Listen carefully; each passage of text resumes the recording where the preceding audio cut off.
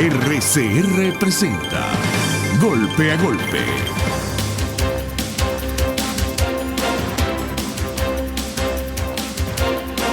Golpe a golpe. Buenos días. ¿Qué pasa en Cúcuta?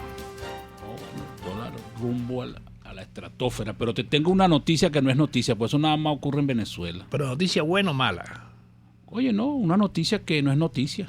¿Qué te parece? O sea, oye, me quedó bien. Una noticia que no es noticia. No se debe decir porque esto es un programa de noticias. Pero dilo ya que empezaste. Bueno, acaban de prorrogar el billete de 100. ¿Qué te parece? Hasta el 4 de junio está vigente. ¿Y eso para qué sirve? No sé, por eso te digo que es una noticia que no es noticia. Ya lleva 14 prórrogas. Y seguirá prorrogándose. Hasta que llegue un momento, yo creo que el billete de 100 hay que guardarlo para coleccionistas. No, bueno, ya no lo acepta nadie. Se Por eso, fue muriendo de mengua. Sí. Ya los camioneteros no te aceptan billetes de 100. ¿Por qué? Bueno, porque, oye, tú vas a pagar pasajes, son 30 billetes. Va a contar eso en una camioneta. ¿Cómo pagas entonces la camioneta? Con billetes de 500, de 1000 en adelante. Salimos de abajo sin tanto trabajo. Pero que yo creo que no estamos saliendo de abajo nada. Yo creo que más bien vamos para allá abajo. Creo que esto agarraron una pala y están abriendo el hueco. No seas pesimista. Este país tiene futuro. En el año 1920. Después de 1920 se acabó el futuro. Ahora estamos viviendo en el pasado. Bueno, esa es tu tesis. Estamos en el pasado. Estamos en el pasado con internet, celular y cosas de eso. No, y eso cada vez menos. Sí. Y también hay una carta de Capriles al pueblo venezolano. ¿Qué le dice Capriles? Bueno, oye, la unidad, que tienen que ponerse de acuerdo, que hay que la experiencia que se vivió con la abstención, que la antipolítica está cogiendo cuerpo. Se llama Carta de Enrique Capriles Radosky a él es nuestro partidario pueblo. de votar. ¿Quién? Capriles. Tú sabes que él jugó una posición ahí de eso que llaman como el agua, pues, ni color. Ni que sí ni que no. Ni que sí ni que no, pero que sí que no. Bueno, Capriles siempre tiene algo de eso. María Corina. Tenemos a María... Sadio Garavini. Sadio Garavini en línea. Sadio. Esta sería María Corina de todas maneras. Sadio Garavini, ¿cómo está usted? Bien, buenos días a Frank y Fausto y a todos los que nos escuchan.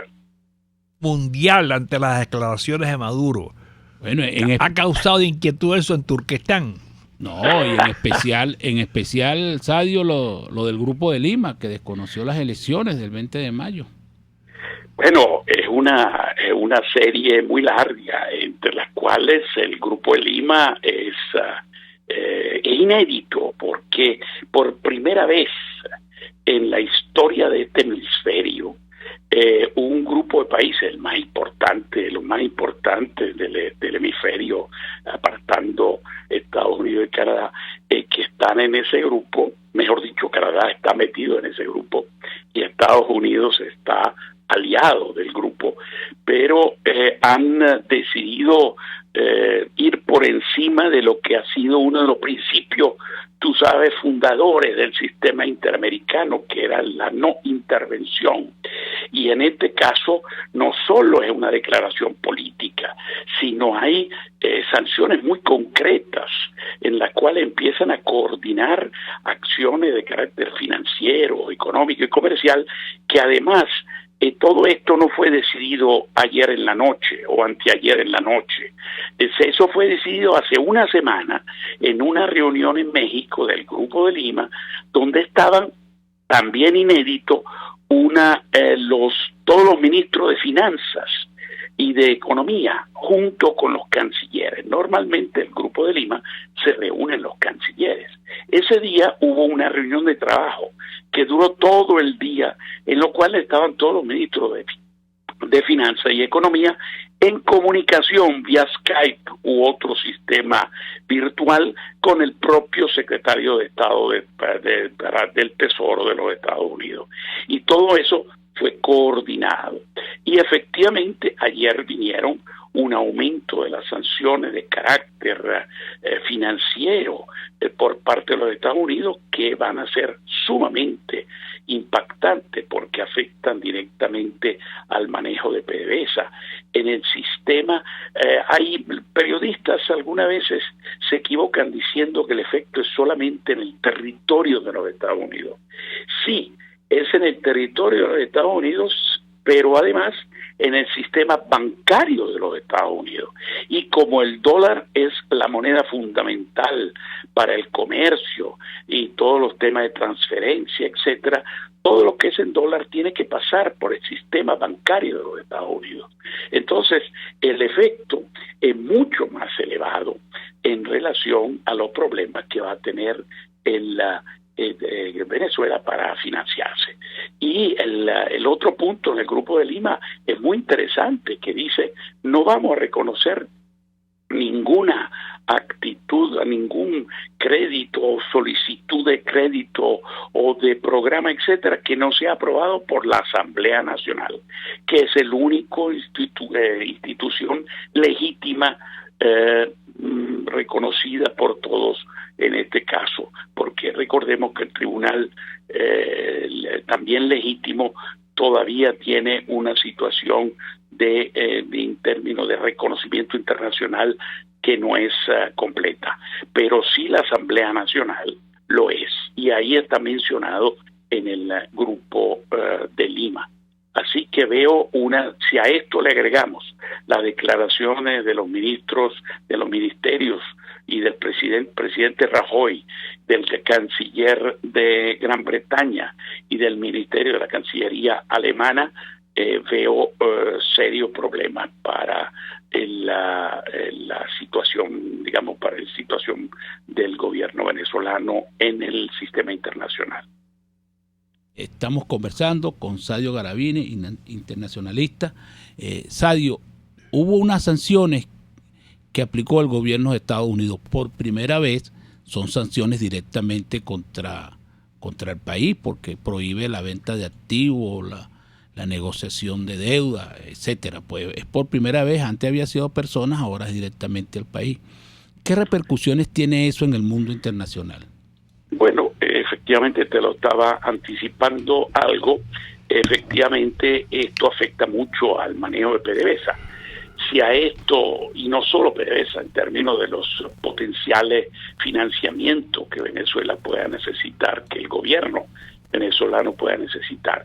Y eso está en combinación con lo que dice el Grupo de Lima, que no se va a aceptar ninguna solicitud de crédito, ninguna negociación, ningún acuerdo de carácter comercial que no sea aprobado por la Asamblea Nacional, que por cierto es respetando la Constitución venezolana. O sea, es en respeto a la Constitución venezolana que se toma esa medida. Y si a esto le agregamos, por cierto, ya medida de carácter privado, pero evidentemente gravísima para PDVSA en particular, que son las acciones de ConocoPhillips, que ha embargado y está tratando de secuestrar no solo las instalaciones fijas y depósitos petroleros que hay en el Caribe, sino los mismos barcos petroleros que podrían tener serios problemas al llegar a puertos como de los Estados Unidos, y no solo como de los Estados Unidos. A esto agrégale que curiosamente no es solamente una compañía norteamericana como ConocoPhillips, sino que también Rusoro, que es una compañía de oro ruso-canadiense, también está tratando de embargar bienes de Venezuela y de PDVSA en el exterior. O sea, el repudio es bastante grande, y si vemos las reacciones de periódicos tan importantes como El País, que les recuerdo que no escucha, que no es un diario de derecha, sino El País es el diario de la izquierda democrática española, y vean ustedes el relevo que le está dando en materia de información, y habla de repudio internacional al gobierno de Maduro.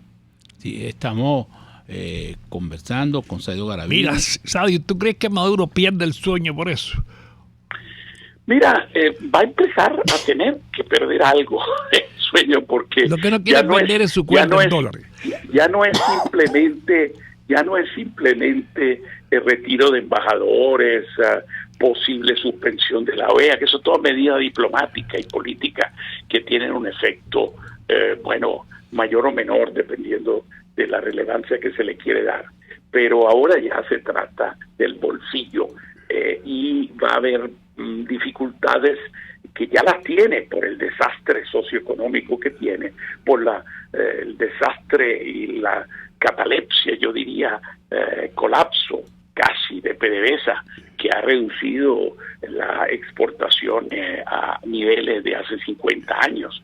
Entonces ya va a tener problemas de ingreso. Con esto va a tener más problemas de ingreso, y eso sí le afecta, porque afecta al clientelismo, que es la base del poder residual que tiene este gobierno, que es el financiamiento de los grupúsculos que lo apoyan en la calle armados o la propia Fuerza Armada. Oye, entonces sencillamente esto se lo lleva quien lo trajo. Bueno, muchas gracias, Sadio, como siempre, has sido muy atinado y muy concluyente en tus opiniones. Okay. Fue un placer tenerte en el programa. Hemos conversado con Sadio Garavini. Sadio Garavini, ya lo dije. Sí, está bien. Sí, 2 veces. 3 veces, Sadio Garavini. El editorial del que habla Sadio se llama Repudio a Maduro, que publica El País de España. Vamos a publicidad. Usted escucha Golpe a Golpe por RCR 750 AM. Puedes seguirnos en nuestras redes sociales. En Twitter, @RCR750, la radio que se ve. Los temas de actualidad más relevantes son expuestos a la luz de La Linterna. Diego Bautista Urbanica le invita a formar parte de este ameno espacio de charla y análisis con una buena taza de café y al son de buena música. La Linterna, de lunes a viernes, a partir de las 2 de la tarde, por RCR 750 AM.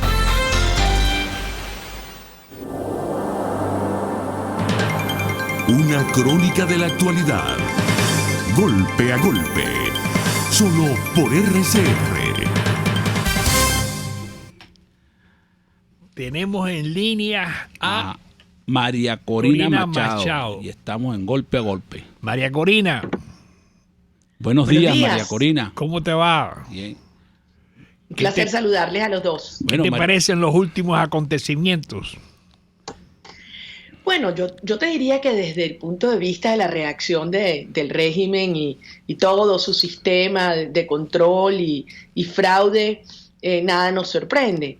Yo sí quiero resaltar, y lo hago con profunda admiración, la reacción de la sociedad venezolana. Todos sabíamos que una inmensa mayoría iba a repudiar el proceso, pero la verdad es que en los últimos días todos los mecanismos de amenaza, de chantaje, ustedes los reportaron por esta vía, yo los viví, los constaté en todas las regiones del país, fueron brutales contra los pensionados, contra la gente que vive de la bolsa de la comida, contra los empleados públicos, contra los mismos militares. De modo que yo pensé que quizás una porción mayor de la sociedad venezolana cedería ante esta presión, dada la necesidad tan grande, la supervivencia en la que se encuentra nuestro país. Y yo debo decir que yo me quito el sombrero de admiración y de respeto a un país que se levantó firme y repudió toda una farsa, no solo de Maduro, sino también de una serie de personas que fueron cómplices de esta patraña. Estamos conversando con María Corina Machado. Un placer saludarte, María Corina. Te habla Fran Tovar. María, tú estuviste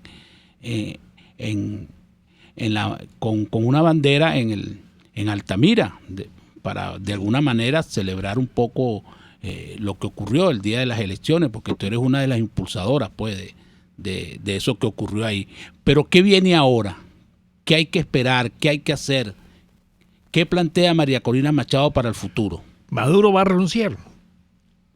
Todos sabemos, Fran y Fausto, que esto no es una dictadura convencional. Bueno, por fin ahora todo el mundo le dice dictadura, algo que todos sabemos que desde hace mucho tiempo de hecho era. Pero esto no es un sistema totalitario más.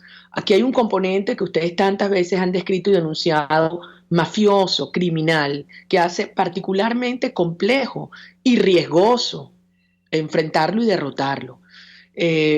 Y yo creo que el mundo finalmente lo entendió, y el domingo sí es un hito, como decía Sadio hace unos minutos, que cataliza, que acelera esas presiones.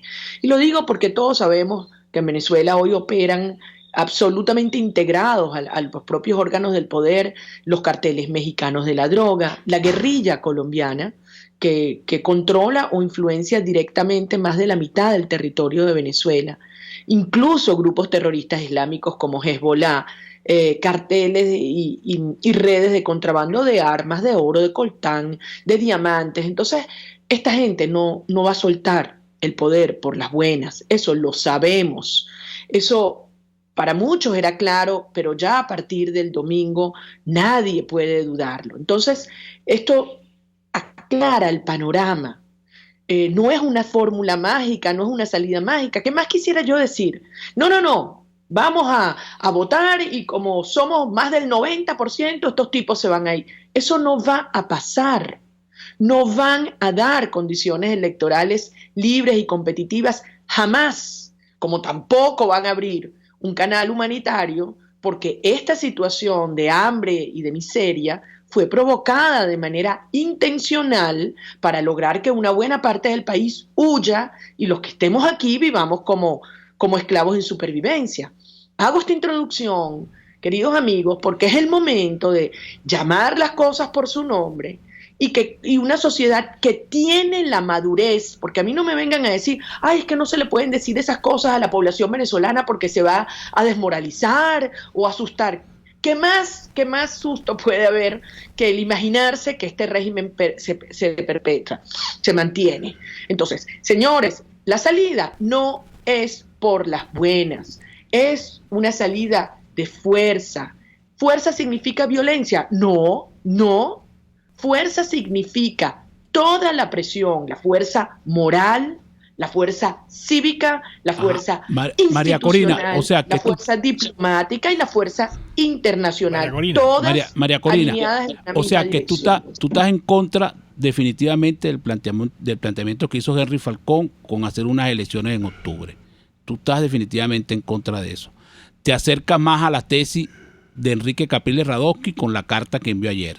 ¿Tú crees que la oposición tiene que unirse y crear un frente para enfrentar al gobierno? Yo he puesto, Fran, nuestra visión y estrategia desde Soy Venezuela muy clara, muy clara. Aquí no habrán elecciones mientras Maduro y las mafias estén en el poder. Elecciones libres que representen un cambio en el poder. Eso no existe. Quien plantee una elección para octubre, noviembre, diciembre, después de lo que ha ocurrido el domingo, cuando la sociedad venezolana dio un mandato, hay que escuchar al pueblo. ¿Cuál parte no entendieron? ¿Cuál parte no van a respetar? Para mí eso es una falta de respeto a un país que se está muriendo de hambre y a pesar de eso no bajaron la cabeza hasta ante el chantaje de la bolsa de comida. ¿De verdad tú le vas a decir a esas madres, a esos jóvenes que están huyendo despavoridos por la frontera? Porque yo he estado parado ahí, entre esa muchedumbre que huye hacia Colombia. ¿Tú les vas a decir que aquí tienen que esperar a unas nuevas elecciones en octubre, en diciembre o en enero? Con este mismo sistema, por Dios. Y con relación a lo que le exige el país a la dirección política, el país está exigiendo claridad, no solo unidad. Una unidad equivocada no sirve para nada. Lo que se necesita es una estrategia correcta y efectiva. Entonces no cambiemos y no nos escondamos detrás de excusas. Aquí hay que asumir responsabilidades. Asumir lo que ha representado el haber tenido varias oportunidades en el pasado donde hemos estado a un paso de provocar la transición y el quiebre, donde el país lo dio todo y donde hubo una dirección política débil que se quebró, como ocurrió el 16 de julio. El 20 de mayo es la reivindicación del 16 de julio y de una política de firmeza, de coherencia. Nosotros lo dijimos ayer en Soy Venezuela. Abrimos los brazos a todos aquellos que, habiendo tenido posiciones distintas a las nuestras, como haber participado en el falso diálogo de República Dominicana. O sea, María Corina, tú planteas que hay que buscar unos nuevos líderes de oposición, que los que están no han sabido hacer la cosa como se debe. Frank, yo creo que hay gente muy buena y honorable en todos los partidos de oposición y en todos los sectores de la sociedad venezolana. Pero viene la etapa más dura y más peligrosa, que requiere firmeza de carácter, claridad estratégica y, desde luego, como te estaba diciendo, abrir los brazos a todos aquellos dispuestos a avanzar por una ruta que fue mandada el 16 de julio y ratificada el 20 de mayo. Plantearle al país que después de lo ocurrido, aquí hay que seguir mendigando, suplicando conducciones electorales que no te van a dar, no solamente confunde a los venezolanos, no solamente ignora el mandato de los venezolanos, sino que es una pésima señal, tanto a la comunidad internacional como a las otras instituciones, llámese Tribunal Supremo de Justicia, legítimo en el exterior, o las propias Fuerzas Armadas. Tiene que haber una dirección política cohesionada, firme alrededor de una estrategia efectiva. Ajá. Mira, María Corina, no queríamos dejar pasar por alto la situación que tiene, que viviste tú con tu chofer, y queríamos saber qué situación está lo de tu chofer, qué pasó ahí. Es una forma de amedrentamiento, te persiguen, ¿por qué se lo llevaron? Te lo agradezco mucho, Fran. Para mí es una situación muy, muy dura, muy difícil. Johan Barazarte es un joven venezolano, vive en las afueras de Caracas, solo con su esposa, su niña, tuvo que enviarla al interior con su familia, su mamá tiene cáncer, el tratamiento de su mamá y el cuidado de su familia es gracias al trabajo de Johan. Fue secuestrado de mi casa, él iba a trabajar el domingo temprano y se lo llevaron, estaban poniendo puestos de vigilancia alrededor de mi casa, cosa que han hecho muchas veces. No sé si fue el SEBIN, no sé si fue la Dirección de Inteligencia Militar u otro órgano del Estado de Seguridad o paramilitar, porque ya uno no sabe con quién se encuentra uno en la calle. No me han permitido hablar con él, no nos han permitido verlos. Su familia está desesperada y desde luego, obviamente es un mensaje que nos envían. No tengo que decírselo a ustedes, el riesgo que corremos en estas horas, aquellos que como ustedes y RCR jamás han concedido ante la dictadura, jamás hemos bajado la cabeza y nos hemos mantenido firmes y coherentes en una sola posición. Así que les agradezco mucho a ti, a Fausto, a todos ustedes, que por favor mantengamos la presión pública, porque en este momento siento que es lo único que puede proteger a Johan. Bueno, María Corina, por razones de tiempo tenemos que despedirte. Fue un placer tenerte en el programa. Hemos conversado con María Corina Machado, dirigente político, coordinadora de 20 Venezuela, y vamos a publicidad. Ni de suerte, ni de gracia, ni de pecho. Es Golpe a Golpe. Puedes seguir nuestra programación a través de rcr.tv, la radio que se ve. El siguiente espacio educativo está dirigido a niños, niñas y adolescentes. RCR presenta Todo se puede, una producción nacional independiente de Mayra Prado, certificado número 16923. El cambio es acción. Muévete por tu salud. No tienes excusa. Tú puedes. La crisis como una oportunidad de oro para la responsabilidad social empresarial. La mayoría de las emociones que se asocian a la crisis se pueden sentir como negativas.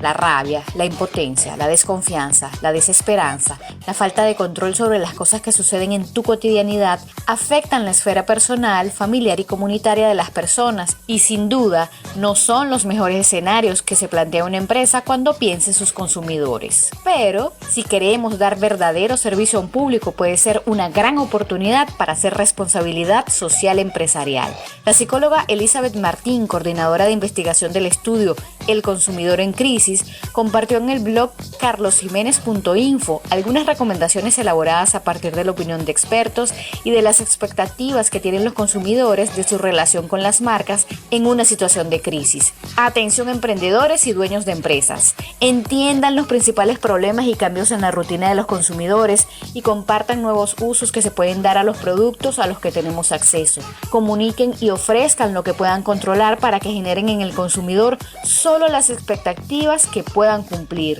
Organicen espacios de acompañamiento y aprendizaje con los consumidores. Las personas están interesadas en conocer herramientas que les ayuden a manejar la situación de crisis actual, por lo que la expectativa es que las empresas generen contenido comunicacional que comparta temas como la escasez, el manejo del tiempo, los usos de productos, mecanismos de adaptación y protección de la salud, entre otros. Compartan lo que están haciendo con sus productos de manera positiva y mejor si es dentro de un plan de responsabilidad social como empresa. Más allá de la venta de productos, en los momentos de crisis las empresas tienen la gran oportunidad para sacar la garra de la contribución activa y voluntaria para el mejoramiento social de las personas que impactan. Pequeño emprendedor o gran empresa, todos tenemos un espacio donde será bien recibido nuestro grano de arena para construir el país que queremos. Seguimos la conversación en Twitter por @todosepuedenet. Sé la diferencia, todo se puede. RCR presentó Todo se puede con Mayra Prado. Síguela por Twitter, @todosepuedenet. Una producción nacional independiente de Mayra Prado, certificado número 16923. Cuando se busca frescura y calidad en frutas y verduras, en Central Madeirense las encontrarás. Por eso, cada día ofrecemos lo mejor de esta tierra a ustedes, nuestros clientes. Visita cualquiera de nuestras sucursales. Te esperamos en Central Madeirense. Son más frescas. En Coco Factory, además de su excelente cocada, también puedes deleitarte con el rico Coco Oreo o el sabroso Coco Brownie. Al pedir cualquiera de las 3 cocadas, pide tu ticket premio y seguirás disfrutando del coco, que es nutritivo y saludable. Coco Factory en la avenida principal de Santa Mónica, Teresa de la Parra, edificio Codazzi, frente a la antigua estación de combustible, y en la Rosaleda, San Antonio de los Altos. Coco Factory y recuerda, sin cocos no hay paraíso. RCR 750 AM, porque lo bueno une. Ellos sí que no saben nada. Y así nos va. El espacio donde se tocan los temas más candentes de interés político y nacional. Y así nos va. En este programa, la picardía y el humor inteligente son los protagonistas. Pura cabilla. Lara y Hernández descosen y revelan los secretos más oscuros del acontecer político. Y así nos va, de lunes a viernes a las 4 de la tarde, por RCR 750 AM. Golpe a golpe, el cuento completo entre lo irónico, lo serio y lo ácido. Golpe a golpe, tenemos en línea a Fernando Luis Egaña. Buenos días, Fernando, un placer saludarlo. Buenos días, Fausto, y a Fran también. Saludos a ustedes y a todos los oyentes del programa. Me imagino que se debe haber incrementado en estos días. En este momento, cuando dijimos Fernando Luis Egaña, ya el teléfono revienta. Y cuando hay demasiados oyentes, nosotros decimos, no queremos más oyentes, por cuando favor. Digamos que Fernando Luis Egaña tiene un artículo donde habla de nuestra guerra económica. Ajá. ¿Cómo se come eso, Luis? Bueno, el problema es que no se está comiendo mucho. No, bueno, yo me refería en el artículo al eslogan de la guerra económica, que señalando que en efecto sí, en Venezuela hay una guerra económica, pero no es una guerra económica de una potencia extranjera hacia nuestro país, sino que es una guerra económica de la propia hegemonía, el propio régimen que impera en el país en contra de la población. Porque fíjense, a lo largo de 20 años, prácticamente en todos ha habido bonanza petrolera. Es la bonanza petrolera más larga de toda la historia. Y un gobierno, no digo yo que un gobierno excelso, pero un gobierno medianamente razonable, con un criterio de respeto fundamental a la actividad productiva, al orden natural de las cosas, pues creo yo que hubiera podido aprovechar esa bonanza petrolera y Venezuela estar ahora en una situación, bueno, incomparablemente mejor de lo que está, como es el caso, por cierto, de la mayor parte de los países exportadores de petróleo a lo largo del siglo XXI. Pero Egaña, todo el mundo dice que este es un plan concebido por el alto gobierno.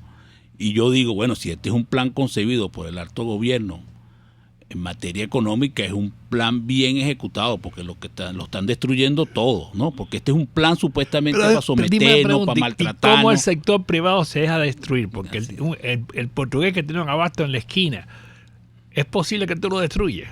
Bueno, déjame ir por parte, ¿no? Primero, en cuanto a lo de Frank, yo no creo que sea un plan preconcebido milimétricamente para producir la ruina de una nación. No, porque el primer sector que se ha arruinado no es un sector que tradicionalmente pertenece al sector privado, sino al sector público, que es PDVSA.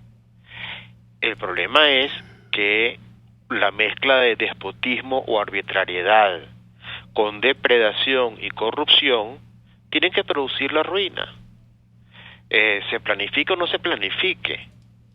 El que depreda, por supuesto que depreda con planificación, ¿no? Porque la depredación no ha sido improvisada, ha sido una improvisación masiva y generalizada. Bueno, eso forma parte, eso es, digamos, un efecto o una característica de buena parte de los jerarcas que controlan el poder. Son depredadores y los depredadores depredan.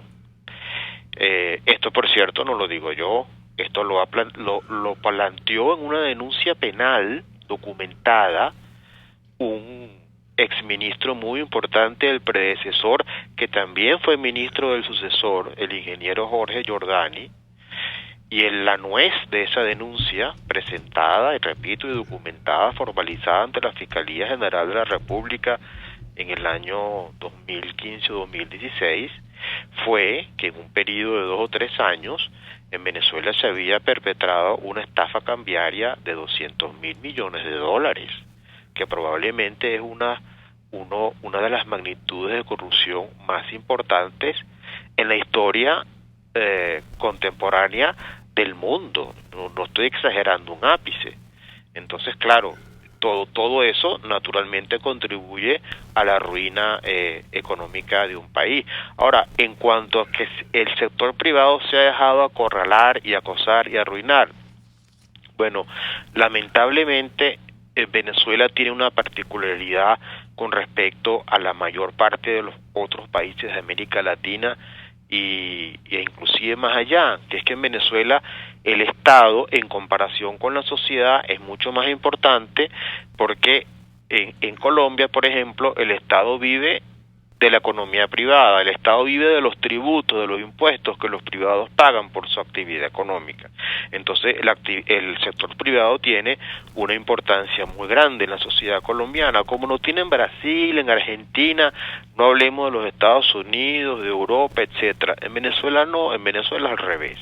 En Venezuela el Estado es relativamente autónomo de la economía privada, porque el Estado vive de los ingresos fiscales, que son ingresos producidos y manejados por el Estado mismo. Entonces es al revés, es la sociedad y la economía privada la que termina siendo dependiente del Estado, y por eso la capacidad de protección que tiene el sector privado frente a la arbitrariedad o a los desmanes del Estado en un país como Venezuela es mucho menor que en países, en otros países donde te repito, hay una fuerza mayor intrínsecamente hablando, por razones de economía política, por razones de la propia conformación de la estructura económica del país, a favor del sector privado. Eso no existe en Venezuela.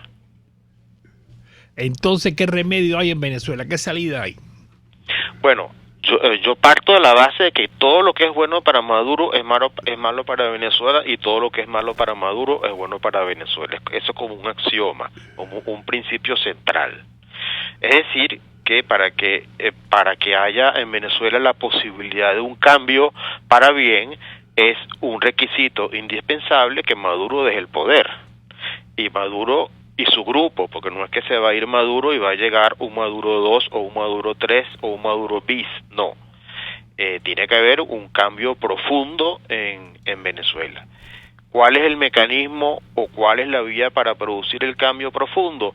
Bueno, afortunadamente, una de las cosas buenas, porque tiene muchas cosas malas también, pero una de las cosas buenas, al menos en este caso, de la Constitución de 1999, es que permite diferentes caminos constitucionales para producir una salida de fondo.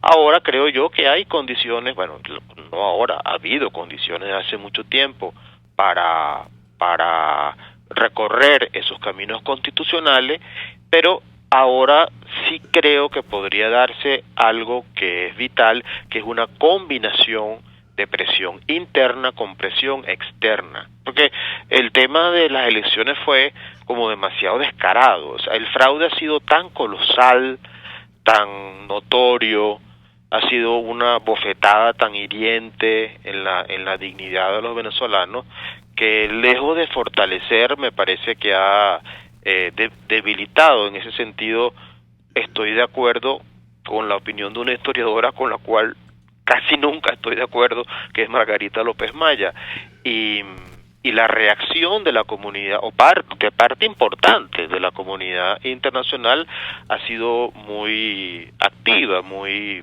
crítica, y en mi opinión muy justa en relación con este fraude colosal. Y ojalá que los factores políticos en Venezuela, que la oposición propiamente política, también entienda que su papel en este momento es promover la presión interna, para que esa combinación de presión interna y presión externa pueda producir, por la vía de un camino constitucional, un cambio político en el país. Estamos conversando con Fernando Luis Egaña, es ministro de Información, profesor universitario y articulista de varios periódicos. Fernando, pero también... periódicos digitales, porque ya periódicos físicos prácticamente no quedan. El papel desapareció, pero que... Los periódicos impresos prácticamente no quedan. Pero ¿sabes que el periódico impreso sigue siendo el periódico real? El digital se lee mucho más, etcétera. Pero eso tener el papel en las manos tiene una... Sí, cuando uno tiene cierta edad dice eso, pero cuando uno ve un muchacho en el metro, lo que ve es puro teléfono. Pero porque el metro no puede tener nada digital. Fernando, bueno, pero ustedes saben que así como la tecnología digamos de las redes sociales ha impactado mucho en la circulación y en la influencia de los medios impresos, se pensó también que iba a impactar muy negativamente por ejemplo, en la industria editorial, que la gente iba a dejar de leer libros impresos y solamente iba al revés. Y no ha sido así. Es al revés, porque han actualizado los libros. Exacto.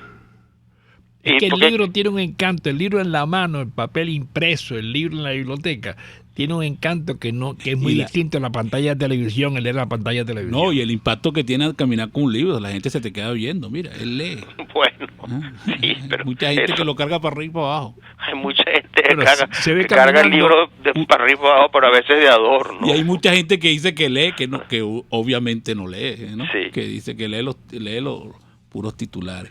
Fernando, pero queremos conversar contigo sobre la situación de la utilización de los medios de comunicación por parte del Estado, que es algo ya extremadamente abusivo, que es una cosa que no tiene nombre. Pero tú otra cosa. ¿Tú crees que el Estado...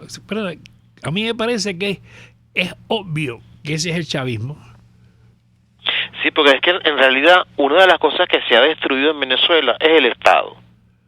Es decir, el Estado es en el concepto clásico de Duverger, la representación política de la nación, y es el conjunto de instituciones que representan políticamente a la nación, y en el caso de un Estado republicano y un Estado democrático, un conjunto de instituciones que se rigen por unos principios, el principio de separación de poderes, del principio de elecciones libres y justas, el principio de derechos no solamente reconocimiento, sino aseguramiento de los derechos políticos, económicos, sociales de la población, etcétera, etcétera.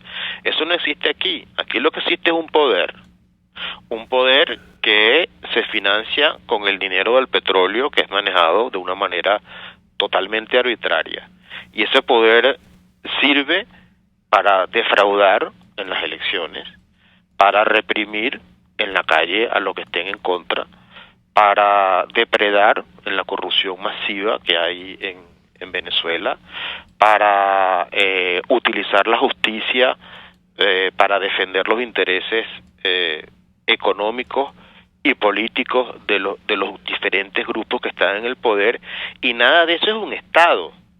Es un poder, sí, pero no es un poder propiamente estatal, configurado estatalmente.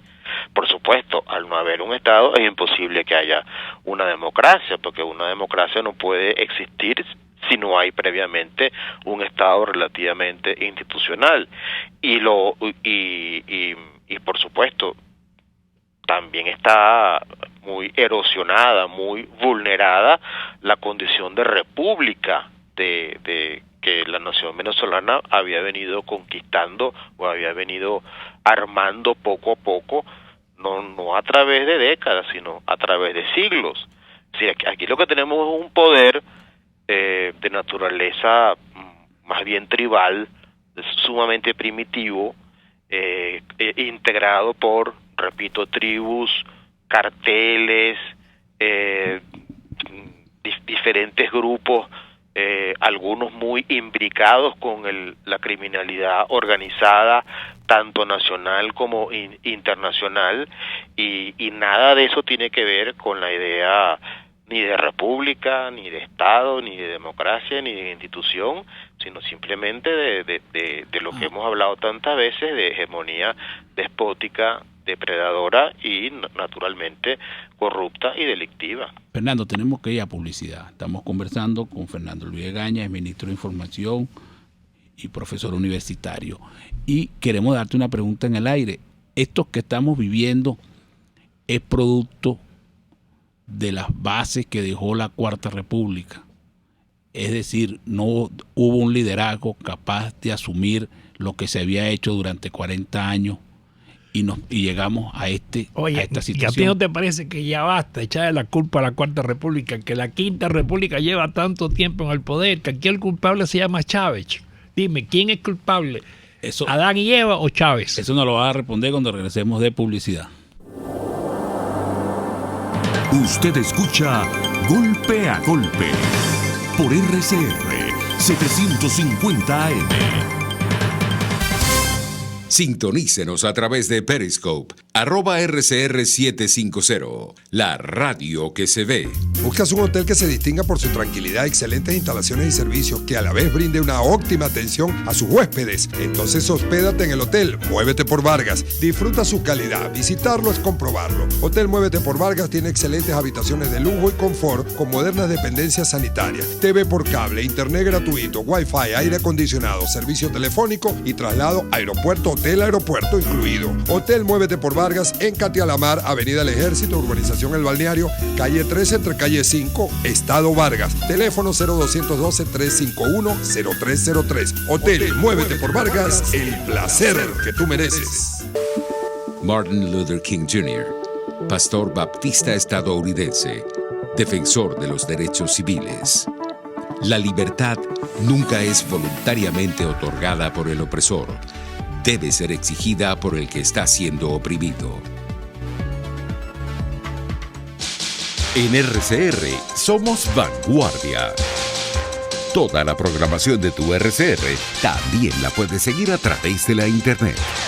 Audio y video en tiempo real, noticias y mucho más.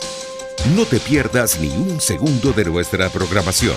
No hay excusa ni cadena que valga para que dejes de escucharnos. Ingresa a rcr.tv, la radio que se ve.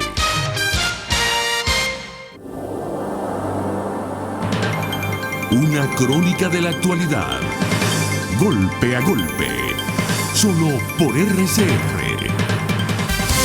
Estamos de regreso en Golpe a Golpe. Estamos conversando con Fernando Luis Egaña, ministro de Información y profesor universitario. ¿De quién es la culpa ante esta situación que estamos viviendo? ¿La cuarta, la quinta, las dos juntas? ¿Un batido? En primer lugar... ¿O la culpa es de Chávez? O sea, en primer lugar, esa periodificación de la historia en primera, segunda, tercera, cuarta y quinta república es una periodificación de la historia que no tiene asidero y que no tiene fundamento. La inventó Chavecito. Exactamente, es un invento publicitario. Entonces, es un invento publicitario que ha sido comprado de manera acrítica por gran parte de los medios de comunicación y también por mucha parte por algunos importantes dirigentes políticos e intelectuales en Venezuela que no se han dado cuenta que con eso le han hecho mucho daño a la causa democrática del país, porque si tú compras el lenguaje de tu adversario y tú hablas el lenguaje de tu adversario ya tiene la mitad del camino recorrido, tiene la mitad de la partida ganada. Bueno, pero aparte de esa digresión, si vemos las cosas en perspectiva, como yo creo que siempre tienen que tratar de verse, en Venezuela el poder siempre estuvo asentado en militares que no eran profesionales hasta entrado el siglo XX y luego en militares ya provenientes de la academia militar. Pero siempre estuvo asentado en militares. No todos los militares eran dictadores, algunos eran tiranos muy crueles, otros operaban o funcionaban casi como magistrados civiles, pero estaba fundamentado en fuerzas militares, te repito, más o menos organizadas, más o menos profesionales. Es a partir de los años 40 y sobre todo de final de la década del 50 en adelante, cuando con el desarrollo de los partidos políticos en Venezuela, estos sustituyen al sector militar como el fundamento en el cual se asienta el poder. Y como tienen además una vocación civilista, una vocación democrática y republicana, se van construyendo un conjunto de instituciones que no hubieran sido posibles con el dominio militar. Ahora, ¿qué ocurre? Que a final del siglo XX, los grandes partidos políticos, o en general el sistema de partidos políticos, entra en una crisis muy importante, una crisis justificada en parte porque la población lo responsabilizó de la crisis económica y social, y en parte no tan justificada porque muchos medios de comunicación exageraron de una manera literalmente irresponsable las realidades negativas para crear lo que se llamó en su momento la cultura antipartidista, más que antipolítica, antipartidista. Pero sean cuales fueren las razones justas, injustas, legítimas y no legítimas, que de todo hubo, lo cierto del caso es que hubo una crisis de representación muy importante en los partidos políticos, y entonces el país regresó a lo que era su tradición anterior, que era la tradición militarista, que ya en este caso era una tradición también muy descompuesta. Oye, pero ¿a ti no te parece que eso también es que en Venezuela había un culto al militar y que ese culto al militar viene de la obsesión por la guerra de independencia? No había un culto al civil, o sea, en Venezuela no había un culto a los grandes civiles, que son los que han hecho este país, que los militares lo que han traído es desgracia a Venezuela, bueno, pero desde la independencia. Pero es que el culto militar se comprende porque Venezuela fue un país siempre gobernado por militares. Entonces el poder, que por lo general es el que estimula o promueve esos cultos, promovía y estimulaba el culto. Pero fueron los intelectuales también, porque fue mal gobernado por los militares. Los militares han sido un gran fracaso en Venezuela. Pero es que los intelectuales siempre están También ha sido otro fracaso. No, pero es que los intelectuales y el poder en Venezuela no han sido compartimientos estancos, sino todo lo contrario. Porque han vivido del Estado, los intelectuales sencillamente. En muchas medidas sí. En buenas medidas sí.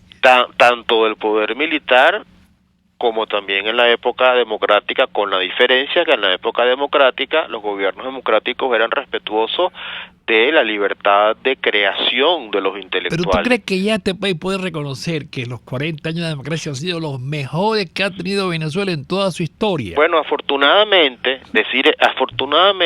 ha cambiado para bien, en mi opinión, la apreciación al respecto de eso.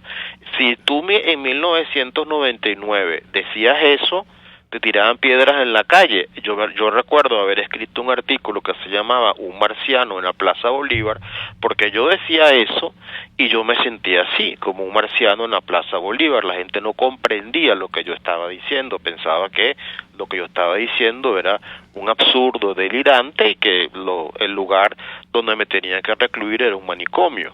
Afortunadamente han pasado los años y buena parte de la opinión pública se ha dado cuenta, tardíamente, pero se ha dado cuenta de que en efecto el periodo que va de 1958 a 1998, que es un periodo democrático de gobiernos alternativos, de tratar de construir un Estado de Derecho en medio de grandes dificultades y con muchas fallas y con muchos errores, pero que en su balance histórico no se pueden desconocer los activos.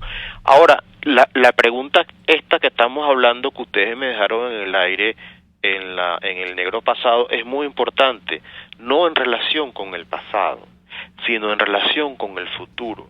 Porque en estos días estaba escuchando una frase que no sé si es de la persona que la estaba expresando, pero que me produjo un gran impacto.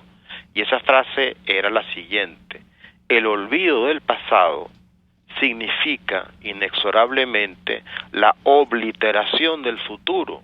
Es decir, si nosotros olvidamos nuestro pasado, olvidamos en este caso los activos que también los hay del balance de la democracia venezolana, estamos condenados a vivir en un futuro obliterado.